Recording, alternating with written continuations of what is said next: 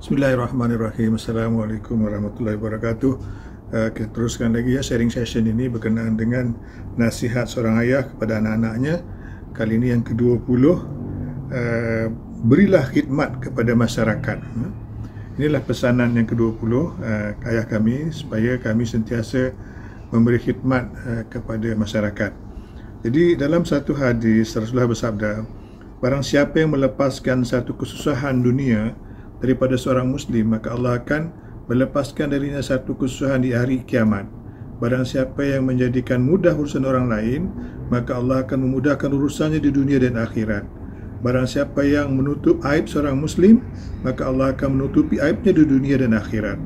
Allah sentiasa menolong hambanya selama hamba tersebut menolong saudaranya. Hadis ini hadis sahih riwayat Muslim.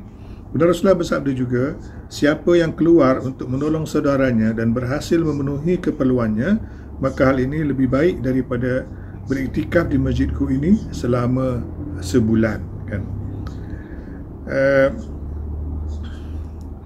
Jadi itulah dianya ya,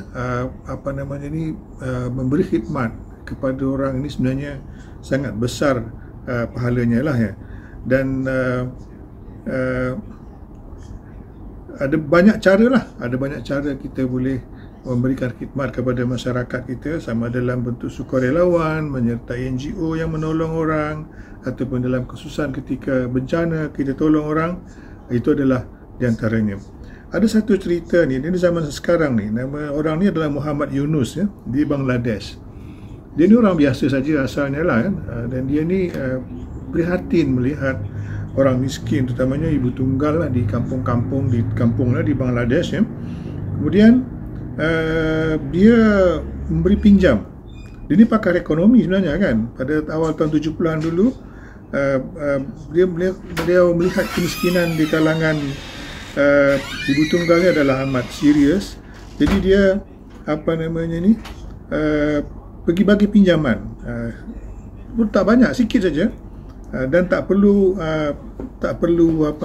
cagaran.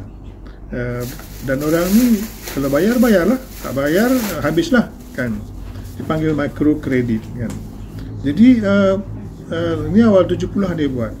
Selepas dia berjaya, nampak kan orang-orang yang miskin tu keluar daripada kemiskinan dan membayar hutangnya balik, bahkan menyumbang lagi kan. Akhirnya menubuhkan sebuah bank dipanggil Grameen Bank tahun 1983 di Bangladesh.